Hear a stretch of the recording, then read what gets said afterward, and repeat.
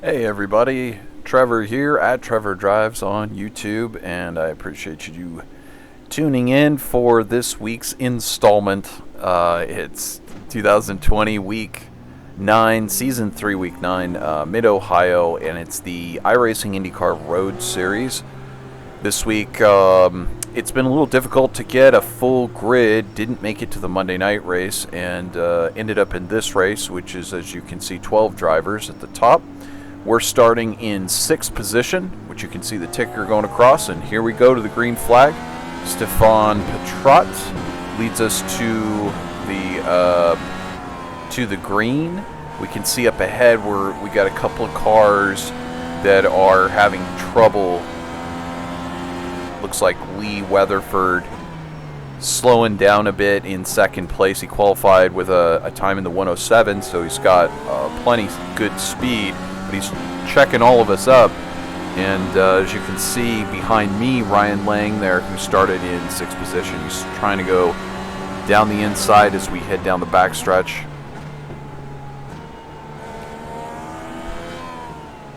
And of course, this is just how tight it is when you start one of these IndyCar races, but fortunately it's starting to settle in just a little bit.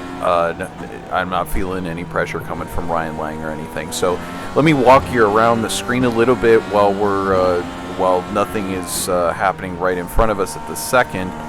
And you can see we've got our ticker running across the top, and you can see inside of the ticker the position for each driver, their car number, and then of course their full name and the blue or green license number. If they're green, that would be a B license, blue would be an A license, and then of course their I rating following that. So Stefan up there in the front, he's got a 4.1 thousand I rating, and that's pretty high up there compared to the rest of us regular humans here. But I've only been back at this for a little over a month now, so I'm just kind of getting in the swing of things, and got up a little bit of I rating, lost some, and then came back. So this race, I'm tiptoeing around because I want the safety rating, and I've got Ryan Lang behind me just trying to pressure me a little bit. Apologize for some of the glitches we might have. I'm still working out the encoding settings exactly. It seems like sometimes it wants to glitch a little, but over time I'll get that right.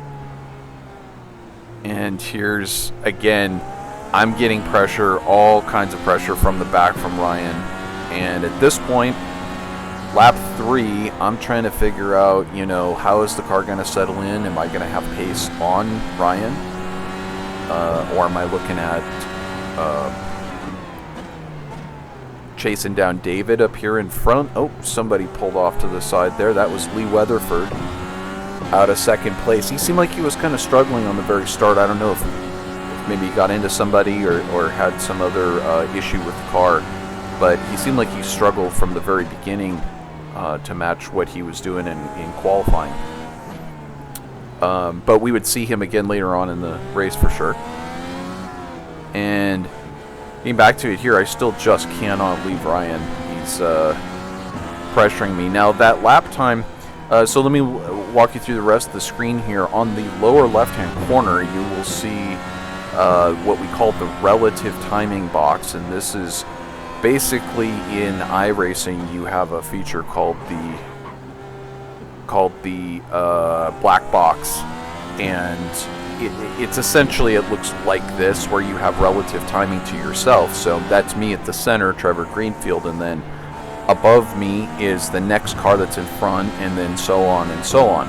So Stefan being at first, he's 9.1 seconds ahead at the moment, and then Brett is 6.2 in second, David is 1.0 seconds. So at this point, I'm deciding I've got to keep up with David, and that I need to stop tiptoeing around a little bit, and I need to leave Ryan if I possibly can. So I put the hammer down a little bit. And so getting back to the relative box there, you can see the gap open up and close to the cars in front and the cars in back. And it's very handy too, because later on you'll see the lap cars that I approach. They'll be in blue, so you can tell who you're fighting for position and who you aren't. And then if the leaders are coming up behind you and they're going to lap you, then they'll be in red. And that, especially in the multi-class racing over in the Le Mans series, then that's really important that you pay attention to that kind of stuff, because the prototypes come up really, really fast. So, but back to this race, we're putting a little bit better pressure. Looks like my last lap time was a 1:10.51. That's very slow.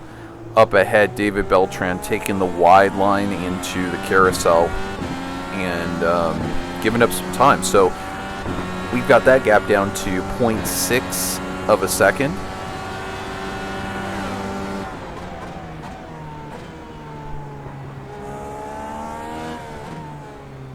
And again, some more information. This is going to be a 45 lap race. Strength of field is 1.3 thousand. Or 1.3K, and where this says 108.768, that's not actually my last lap. That was actually my best lap of the session, or one of my best laps of the session, actually. So that isn't updating on every time. In the ticker itself, you will see, and also in the relative timing, you'll see the yellow lap 3. For example, if you look up at Luis Barraza. Actually, sorry, let me call your attention back to the screen, because if you know, David got really loose there.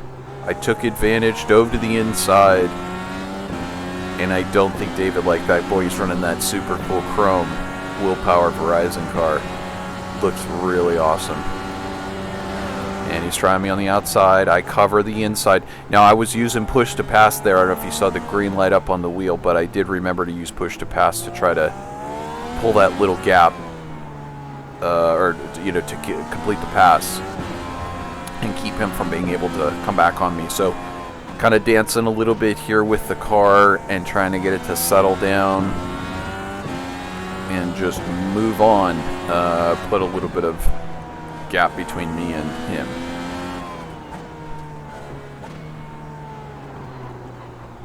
So, like at this point too, I'm already thinking, all right, 10 seconds to Brett up the road, that's a stretch.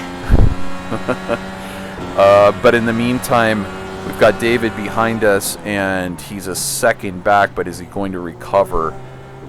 It looks like he's a fast driver, and so he might be able to recover. But again, our last lap, 1:10.28, we can definitely do better than that. We can do a 1:09 at least, and my goal was to get like into the 1:08s in this race. I would like to do a lot of laps in the 1:08s. Obviously, it depends on the heat. And in this case, it's actually like 100 and some degree track temperature. So it's a little warm. And so, 1:08s are very reasonable. But the ultimate goal is really to get up into the 1:07s. And that would put me on pace that I could possibly keep up with Stefan up there. Now, I did take a look at Stefan's laps after this race, and he was doing like mostly 1:08s. So yeah, there's a 1:09.74. You can see that on the steering wheel if you look really carefully. Now we move ahead to lap 20, and we're coming up on some lap cars. I've managed to put 9 full seconds on David Beltran at this point. Very happy about that. A guy comes out of the pits behind us. That's actually Lee Weatherford coming out, and then we have Martin Vagano move over for us. Very appreciated. So it's just in the span of like a half a lap. We got a lot of stuff to pay attention to here. Thank you. And that was me on the radio there saying thank you to Martin. Bro, I'm over here. I hope you're looking in the background there in the little TV shot, because that got very close between Martin and Lee for some reason. I guess that is for position. That was for position between them. And it got very close back there. So Lee came over the radio and said, "Hey, I'm here right now." In the meantime, you know, having Lee behind me, and now I'm coming up on Kevin. Kevin is a lap down. Lee is a lap down, but Lee was, again, he qualified second and fell back. So, you know, having Lee right behind me does not make me feel good, because I know he has pace if there's not something wrong with his car. And now I got to get around Kevin, and it looks like Kevin is making it a little harder, but then he just completely backs out. Look how close Lee had closed in behind me there. Now that was for position. FYI, that pass there, Lee passing Kevin behind me. You can see the TV shot just how close Lee is behind, trying to pressure me to go faster. That last lap was a 1:10:30 as I was working through traffic, so yeah, so now we're at lap 22. We're going to be coming up to time to pit pretty soon, and I'm thinking about it. That's part of it, is the tires are definitely starting to fall off. I kept good care of the tires, but it just didn't really gel right, I don't think. And so right now, I'm like I said, half a second back is Lee, and I'm just wondering exactly, you know, how I'm gonna deal with shaking him. Some other things to note: on the steering wheel, you can see a number of other. If you look carefully, you can see there's a couple of other features on there. You do have a lap count, which counts down the number of laps remaining. And then along the bottom, you can see my actual settings for the ARB, the anti-roll bar in the front and the back. It's set at 5, which is half stiffness, and then in the front, and then in the back, it's set at full soft. I'm actually using... I'm either using VRS or Craig, one of their setups for this race, and I appreciate it. Doesn't really matter because I'm not really doing super fast times. Follow me, man. Doesn't really matter. But yeah, appreciate the quality work that those guys turn out every week. And so, like I said, lap 24, we're basically in the pit window right now. So 45 laps, halfway through would have been like lap 22 or lap 23, and we are going to take tires. So the focus here is really, I don't want Lee to crash into me. And now, if I look at his safety rating, he's got a 4.5 safety rating, and I mean, I look at that and I go, I think this guy knows how to not crash into people, and he seems like, you know, he's got an A license. He should be relatively safe. I don't think he's going to take any unnecessary risks here, considering that he's a lap down. And he's probably already got a safety, like an incident or a couple of incidents anyway, so probably just wants to back off. So here we go. I think it's time to hit the pits. And it couldn't happen any quicker because I don't need Lee behind me anymore. Here we go, guys. So, ran off just a little bit, did not get an off track, perfectly into the pits. A little bit slow, but that's okay. But immediately back up to speed.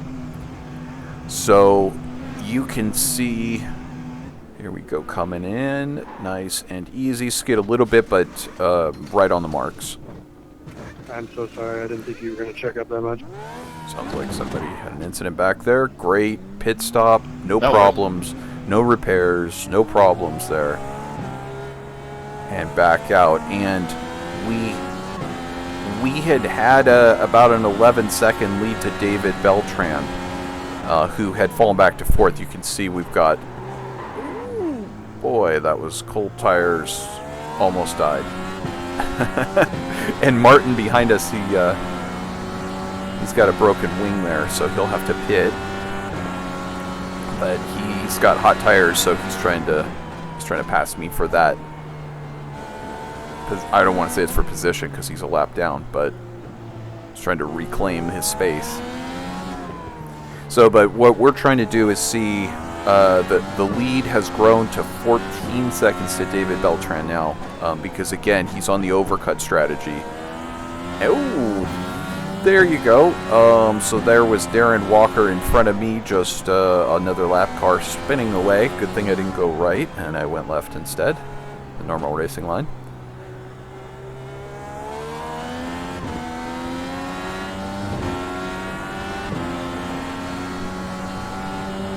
And so David Beltran is in the pits. We did just pass him. If you look on the ticker, if you look in the relative, you can see the time counting up, and there he's just exited the pits with a 27.1 second time on pit road. And so if we look up at the top, Brett is just now into the pits. So if you look at the ticker, in first position, upper left-hand corner, you'll see that Brett is now on pit road. Brett Wayand, who was in second and took over the lead. And now Stefan, now that Brett is in the pits, has now reclaimed the lead. So Brett falls back to second, and there's like 30 seconds between me and him. So he's definitely going to get out of the pits way in front of me. But with David's pit stop, we come back out 11 seconds ahead. Now 12 seconds ahead of David, and looks like about 15 seconds back of Brett in second. And we're pretty much in clear track here, so I feel pretty good at this point, I think. But here we go, we move ahead. It said lap 9, I must have just screwed up editing that one, but it's actually, we're moving ahead to lap 35, and you just saw why, because you could go to sleep, and then the next thing you know, there's a car that is just laying dead across the road. So here we go, lap 31. I'm sorry, lap 37, here we go. We're chasing down these lap cars, and Martin again getting out of the way, very appreciated. I'm sorry, that was Derek Anderson getting out of the way. I appreciate that. And now looking at Ryan Lang, who started in 6th and politely moves over and lets me through. Kind of makes it a little close, but I think that was just me not quite getting through fast enough. So we survive another potential contacts.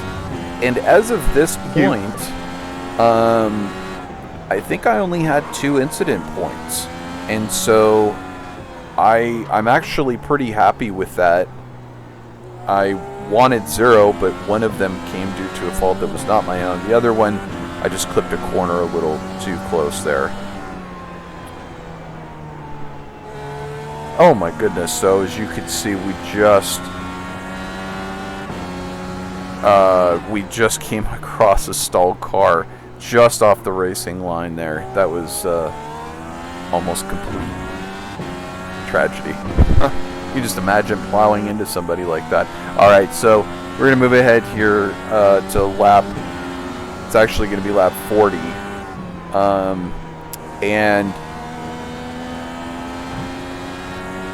I've decided that on this lap I got all my push to pass. There it is in the green on the steering wheel as we head up towards the carousel and come back around, actually towards the keyhole, sorry, and then head down the main straight. Got the green, push to pass on. And if you note, on the bottom of the steering wheel, there's a P2P. It's the yellow square that's on the left side underneath where the big gear change number is. And that says 4. That's how many pushes I still have left on this lap. So what I'm trying to do here is set my fast lap. And in this series, we have boost. We have push to pass. So I just tried to set it all up for 1 lap just to see. The tires felt pretty good, so I just wanted to see, with 4 or 5 laps left of the race here, see how fast I could set a time. Last lap was a 108.54, and that was a 108.34, so there we go, 108.3 with a bunch of push to pass. So then we move ahead to the very final lap, and no more incidents, no more. It was a pretty lonely end of the race. We do have Derek Anderson, who had a bunch of issues with his car, pulled off to the side there, finally puts his car out of its misery, lap down, and despite what the timing may say over there, we actually take third place. So I am so ridiculously excited. I really just wanted to get a nice clean race in at Mid-Ohio, just when one actually would go official, because you have to get more than 6 people into a race to get it official.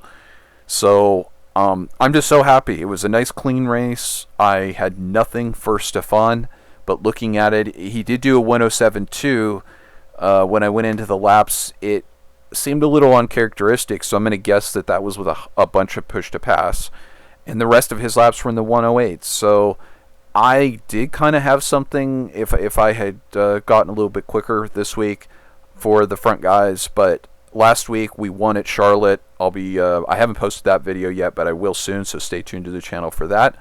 And then also, this week to follow it up with a third. I'm feeling great about my progress, and a whole bunch of safety rating there, a 30.36 and a .50 iRating. Getting close to the A rating, or the A license. So anyway, stay tuned for more videos, subscribe to the channel, and like this video, please. And I'll just keep producing them. So leave me some comments down below. Stay tuned for more. Thanks, guys.